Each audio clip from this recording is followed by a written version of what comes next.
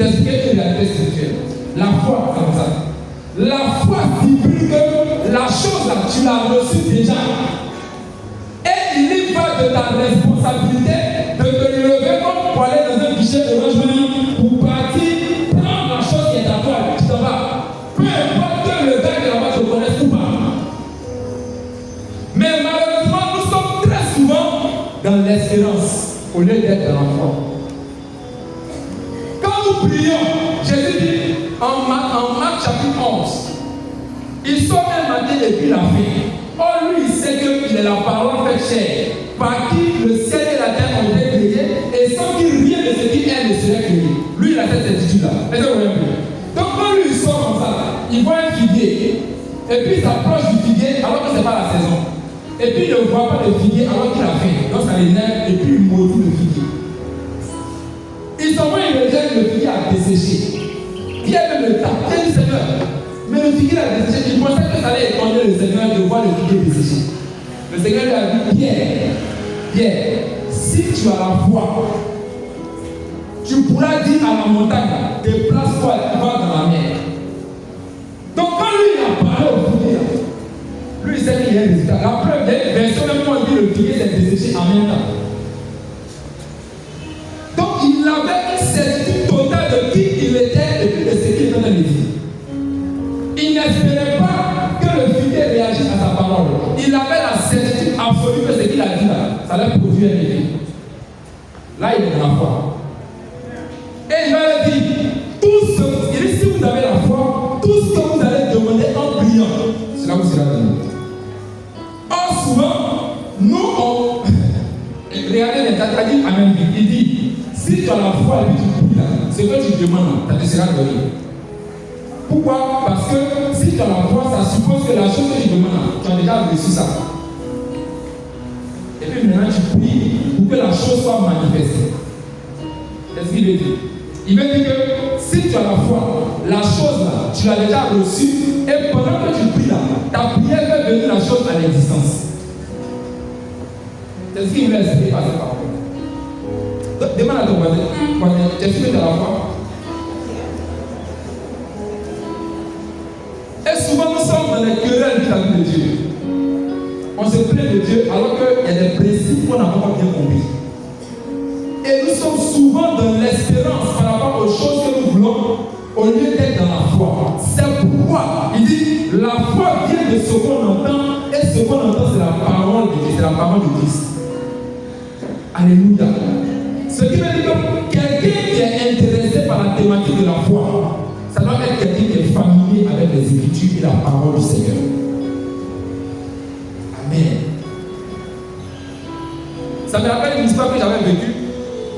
Alors que j'étais dans un temps de galère, je priais beaucoup. J'ai dit, mais Seigneur, je dis beaucoup à la maison, je vais aller chercher un travail. Et on m'avait envoyé au plateau pour faire une course. Donc j'ai dit, Seigneur, je me suis dit, Seigneur, je prie maintenant. Tout le monde sait à Abidjan ici, en Côte d'Ivoire, que le plateau là, c'est le centre des affaires. Donc il y a travail là-bas. En sortant de la maison, où je vais au plateau là-bas, je vais revenir avec un travail. C'est comme ça que j'ai prié. Mais en priant, j'ai reçu une certitude intérieure. C'est ça que la foi. Et puis je me suis dit pour partir. Quand j'ai fini la course et que je sortais, je sais que la bière vient, la course des valeurs. Et c'est là que l'esprit m'a dit, on m'a pris cette direction. Je ne savais pas comment je parlais, mais j'ai suivi. Et quand je suis arrivé, j'arrive vers un endroit où j'avais fait un stage, j'avais longtemps.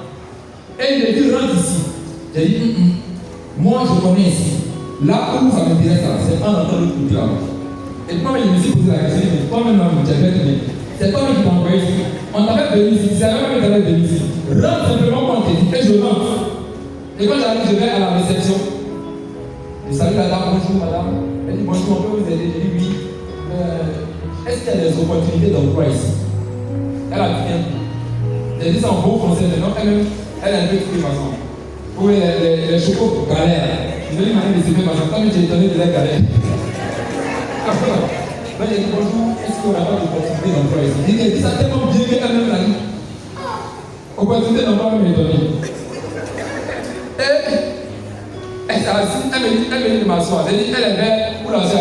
Et pour me dire de m'asseoir ici, je la vois, elle est son comptoir. Et puis sa collègue au fond, sa collègue lui demande, mais c'est qui? Elle dit, il dit, j'ai le travail. L'autre, elle a tourné sa tête comme elle dit. Elle a commencé, elle a fait sa information. Maintenant, elle a dit, parler là. Elle a pris son combiné de téléphone là.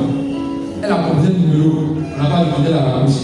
Elle a fait le numéro, on n'a pas demandé. Ah, moi je me suis dit, ah petit, c'est pas grave. Alors c'est vrai, c'est avec. Elle prend son portable maintenant. Et puis elle appelle le numéro. Il entend parler un peu longtemps. Et puis elle raccroche. Après je parle le numéro, je l'appelle encore. Il cause un peu. Et puis elle raccroche. Et puis elle me dit, viens. Donc je viens maintenant. Maintenant, ce qu'elle me dit, bon, j'ai essayé, mais. Et quand j'arrive, elle me dit, maintenant tu vas ressortir et puis tu vas rentrer par l'autre côté. Et là où moi je viens rentrer au début, j'ai dit que si elle est partie là, j'allais taper pour le côté à la voir. J'avais besoin que quelqu'un me dise de partir. Donc je suis parti. Je rentre, je m'assois. Il y a un monsieur qui vient. Il dit oui, c'est qui? Il me cherche là. Et puis il dit c'est bon. Il dit viens. Et il me reçoit dans le bureau. Il dit oui, il y a quoi? Et puis lui me demande maintenant il y a quoi? Donc moi j'ai oublié de dire il y a quoi comment? Normalement, il a dit de dire quelque chose là-bas. Quand tu me demandes il y a quoi? Il dit non, il cherche travail. Je suis déjà comme ça. Comment ça tu cherches travail? Ça devrait être un dossier. Il dit non. Mais pourquoi tu cherches travail comme ça? Comme ça tu cherches travail? Donc lui il est énervé parce qu'il est occupé. Il dit tu cherches travail comment? Oh, moi j'aime pas les trucs comme ça. Comment on est occupé? Il parle sur un truc. Il dit bon, tu as postulé? Non. Mais c'est par rapport à quoi? Et puis il me pose, j'ai aimé se débarrasser de moi. C'est par là que vous devez faire quoi? Il dit non, monsieur, je travaille. J'ai demandé à la femme là, elle m'a dit de venir. Il dit vraiment, vraiment. Et puis ça s'assoit. Et là, elle était debout, ça s'assoit. Et puis il dit, la femme m'a dit, est-ce que je la connais? Il dit non. Il dit, mais je ne comprends pas. Et il me dit, c'est que celle-là, elle est comme ma maman, il me raconte une histoire, je ne comprends pas. Comme ma maman était décédée là, c'est elle qui m'a accompagné à l'église. Tu sais que. Et c'est moi qui peux comprendre que je suis moi-même oublié. Après, il me dit, attends, il se lève, il s'en va. Il dit, la maison, il revient. Il est là encore. Vraiment, mais attends, tu as postulé quand? Il dit, non, je n'ai pas postulé. Il est reparti encore. Et puis il revient cette fois-ci, il dit, suis-moi. Moi, je ne comprends pas les gens. Et puis les gens parlent. On arrive à une salle, je vois plein de gens qui sont en train de faire une formation avec un monsieur devant. Et puis, lui, il rentre devant moi. J'ai envie de m'imaginer. Et je suis à la porte, il regarde devant là-bas. Et puis le monsieur qui a dit, ah, c'est lui. Il a qu'à rentrer avec ses bons pieds, il a dit dans sa vie, maintenant il me s'est assis derrière. Maintenant vous êtes assis là, moi je m'interroge, je vais voir ici, c'est qui cela, on fait quoi? Et gars, maintenant là, c'est décidé. Ceux qui sont dans la salle, c'est des gens qui avaient postulé 3 mois plus tôt. Ils ont vu une annonce parue dans le journal, ils ont postulé. D'autres ont été recommandés par des agences de travail. Est-ce que vous l'avez vu? Et puis, quand on a pris le dossier là, on a fait un entretien d'embauche. D'autres ont été éliminés. C'est-à-dire que quand on a pris le dossier là, mais avec été éliminés là. Après, maintenant, entretien d'embauche là, d'autres ont été éliminés. Amen. Et puis, ce qui a été retenu là, c'est eux qu'on a rassemblé dans la salle là. C'était le 2e jour de formation. Pratique sur le travail. Et puis, moi, ici, je n'ai pas de dossier. Celui-là, il n'y avait même pas mes pièces sur moi. Et ça, nous sommes des pièces, on n'a pas de pièces.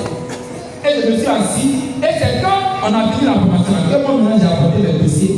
J'ai apporté des pièces, j'ai apporté tous les papiers que j'ai fait, casier judiciaire, tout ce qui j'ai été retenu dans le pays.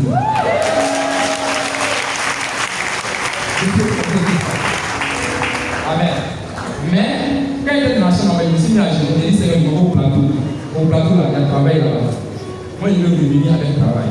Et puis, il m'a donné une condition. Il m'a dit, je ne sais pas comment il fait ça, il m'a fait sentir quelque chose. Il n'y a pas de problème. Alors, vous l'avez vu, quand Élie priait, il a prié 7 fois. Il s'est mis à genoux 7 fois. Quand il se lève, il dit à son petit là, va voir. Le petit s'en va dire, pardon, il n'y a rien. Il le dit encore. Il prie. Il s'en va dire, pardon, il n'y a rien.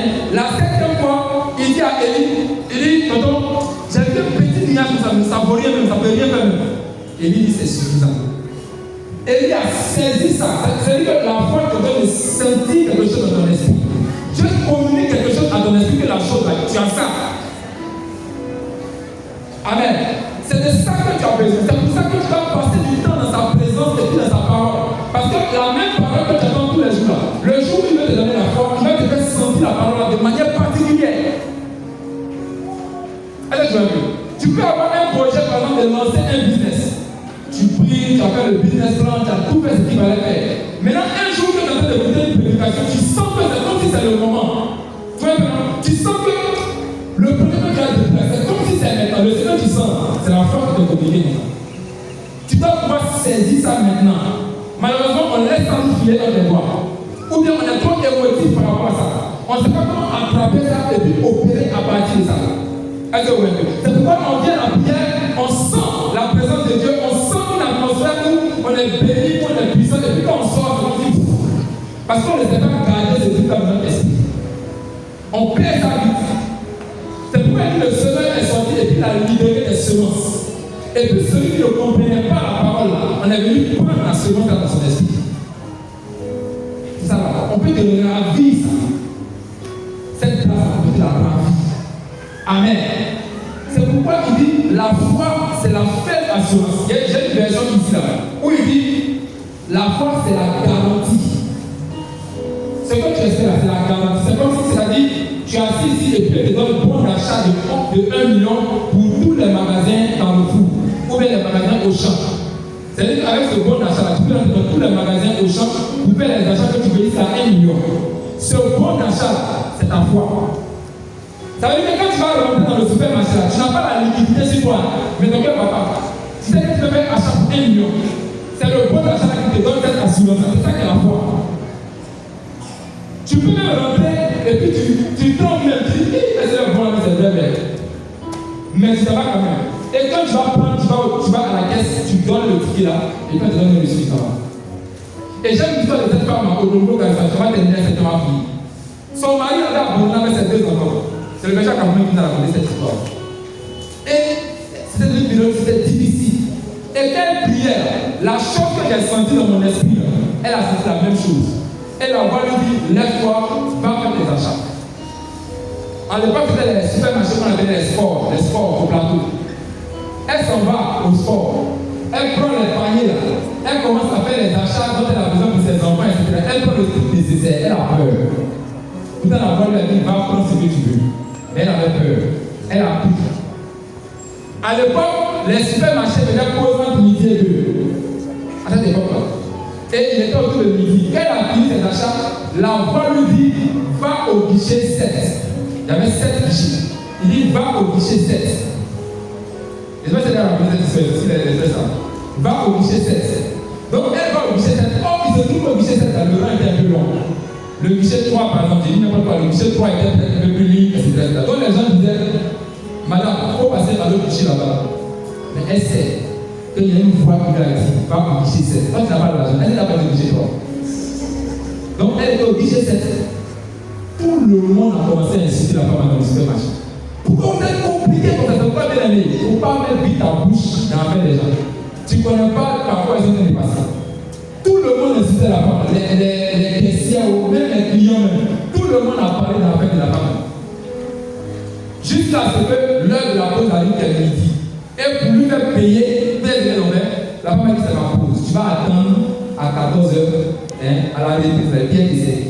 Quand tu crois que tu es gonflé, moi ici à rien. Donc, elle va comment? Elle va se passer pour essayer, pour c'est comme tiens l'argent. Elle ne peut pas.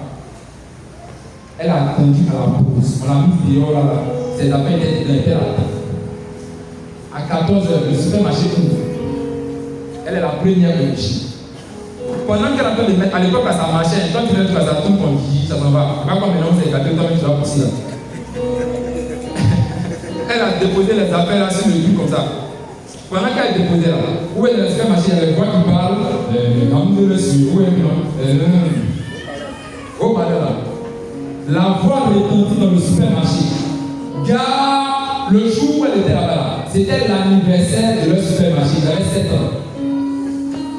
Et la voix dit, tout client qui est au guichet 7, tous les achats sont gratuits, c'est plus cher dans le faire. Elle a commencé à pleurer, à crier. Oh, c'est là maintenant qu'elle a commencé à raconter son histoire, que son mari l'a abandonné, etc. Et puis les gens qui ont fait un Dieu. Alléluia. Est-ce que vous voyez? Bon, quelqu'un peut dire, est-ce que la femme, elle a douté, elle n'a pas douté? Hein? Elle a tremblé même. Mais au moins elle est partie. Au moins elle a essayé. Mais dans son essayage là, je suis sûr qu'elle avait peur. Amen. Elle avait peur. Pourquoi? Parce que tu n'as pas l'argent et puis tu t'en vas. Et si la voix n'avait pas parlé? Bien allez, je vais te dire que tu comprennes. C'est que la foi, c'est une vertu qui nous ramène à la réalité du monde invisible. Si tu ne deviens pas spirituel, il te sera difficile de marcher par la foi. La preuve, souvent tu dors la nuit, et puis c'est comme ça que tu te réveilles, et puis tu n'as plus sommeil. Ou bien il y a un petit bizarre qui te sert, tu t'en vas, tu vois, non, tu viens d'uriner, tu viens de te coucher, tu n'as plus sommeil. Mais comment tu interprètes cet aspect bizarre? Toi tu forces jusqu'à tu dors la merde. Parce que j'estime que demain, la journée sera conduite. Alors qu'il y a une indice qui est donné pour dire qu'il y a des transactions spirituelles, il y a des réalités spirituelles qui se jouent, dans lesquelles toi tu dois être participant. Et ce pays de quelque chose là, tu le laisses à partir. Alors que la journée complète est demain, après que c'est là que tu viens traiter ça. Et puis ça t'échappe. Pour vivre et pour marcher dans la voie, toi et moi, nous devons devenir spirituels. Nous devons devenir spirituellement sensibles. Spirituellement sensibles. Combien parmi nous ont senti à un moment qu'ils devaient prier pour quelqu'un ne l'ont pas fait que la personne est morte? Combien ça m'est arrivé? On néglige ces aspects-là. Parce qu'on est focus sur ce qu'on voit. J'ai dit, la foi, pour avoir, il faut d'abord voir. Si tu n'as pas vu la chose spirituellement, tu ne peux pas avoir la chose. Amen. Et c'est ça que la foi. La foi est une vertu de ton esprit. C'est une capacité que Dieu a donnée à ton esprit. Et qu'il te faut exploiter chaque jour. On doit apprendre chaque jour à marcher par la foi petitement. En laissant notre vie être régulée par la parole de Dieu. Jusqu'à ce que la parole de Dieu nous rende sensibles à Dieu. Sensibles à la voix de Dieu. Quand les gens posent la question de savoir, mais comment on fait pour entendre la voix de Dieu? Je me pose la question pour savoir, mais comment toi tu fais pour entendre la voix de Dieu? Il dit, les brebis entendent ma voix, elles connaissent ma voix. Comment ça se fait que toi tu doutes de sa voix? Ça veut dire qu'il y a un problème. C'est comme si tu te fais dire que tu n'es pas sa brebis. Si tu as des difficultés à reconnaître sa voix, alors que lui dit que lui c'est brebis, il connaît sa voix. Et puis toi tu es encore au stade où tu t'interroges sur sa voix. C'est quelque chose qui ne va pas. Ça veut dire qu'il y a un niveau d'intimité que tu n'as pas encore partagé avec lui. De manière à ce que sa voix devienne claire pour toi. Si tu rentres chez toi à la maison, tu tapes coco. On va dire quoi? On va dire c'est qui? Tu vas répondre quoi? Elle est pas dit comment? Mais moi on dit non. Pourquoi? Parce qu'il connaît sa voix. Mais si moi je suis arrivé chez toi, il tape coco, et puis elle dit c'est moi. Tu vas dire? Moi je dis toi qui? Parce qu'on ne connaît pas. Mais comme j'habite la maison, une fois qu'il dit c'est qui sont dans le son de ma voix, ils ont reconnu c'est moi. C'est la même chose avec nous. C'est cette connexion avec Dieu et avec son intimité qui va faire que partout où on est là, Dieu veut nous parler. Dieu veut nous parler. Il y a des moments où je veux monter la voix que Dieu ne monte pas. Je voudrais apprendre ici. Je voudrais monter la voix car il dit assieds-toi ici. Le temps est déjà passé. Amen. Parce qu'il voulait sauver la vie de quelqu'un dans ce bac-là. Un jeune enceinte, une fille, et puis il voulait faire un avortement. Et puis moi, il partage avec des au campus. Je prends pas quand il m'assoit ici. Ma salle, moi, je regarde comme ça là. Il dit, lève-toi, je ne veux pas que tu t'asseyes ici. Je me lève, il me tend pour lever, il m'asseye aussi. Quand je me lève, je fais comme si je m'en vais comme ça. Maintenant, il y a une place où on se soulève là. Quand il y a soulève, il dit, assieds-toi ici. Donc, je m'assois où il y a soulevé là. À côté là, les deux places qui sont là, c'est vide. Sur ma droite, il y a un jeune qui a une place. C'est un jeune qui a le téléphone. Et puis, Dieu dit que le jeune là, il a une certaine fille, il veut faire un avortement. Il faut lui prêcher l'évangile. C'est pour ça qu'il y a voulu que tu montes dans Baka. Le temps que la fille me dit ça, Baka est rempli. C'est une histoire d'elle dit là, on compris, c'est bien. Maintenant, où tout le monde est là, comment moi il lui dit comment il a dit monsieur dans cette heure, à mon temps n'est pas bon. Comment il a dit ça? C'est un Baka. À l'époque, on faisait échanger de village là. Donc, les Baka passaient devant Cap Nord. On allait passer vers chez la femme venue pour sortir là-bas. C'est le coup Adam Karoula. C'est là que Dieu m'a dit, le jeune a enseigné qu'il faut lui parler. Vous savez où il a parlé au jeune? Quand on est arrivé à 9 kilos, il a dit pourquoi on tournait pour partir chez Adam, c'est là. Donc imagine tout le trajet là, comment il est en train de lutter dans ma tête.